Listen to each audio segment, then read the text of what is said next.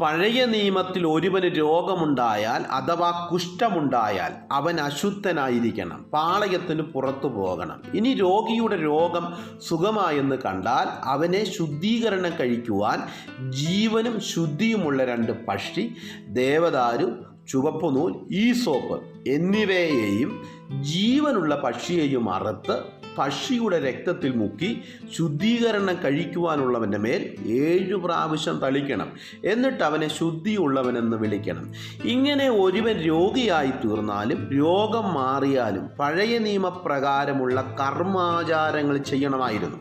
എന്നാൽ കാലസമ്പൂർണതയിൽ വെളിപ്പെട്ട ക്രിസ്തു നമുക്ക് ആചാരങ്ങളിലൂടെയല്ല, വിശ്വാസത്തിലൂടെ ദൈവിക വിടുതലും സൗഖ്യവും ശുദ്ധീകരണവും വരുത്തി. യാക്കോബ് പറയുന്നു, എന്നാൽ വിശ്വാസത്തോടുകൂടിയ പ്രാർത്ഥന ദീനക്കാരനെ രക്ഷിക്കും, കർത്താവ് അവനെ എഴുന്നേൽപ്പിക്കും, അവൻ പാപം ചെയ്തിട്ടുണ്ടെങ്കിൽ അവനോട് ക്ഷമിക്കും.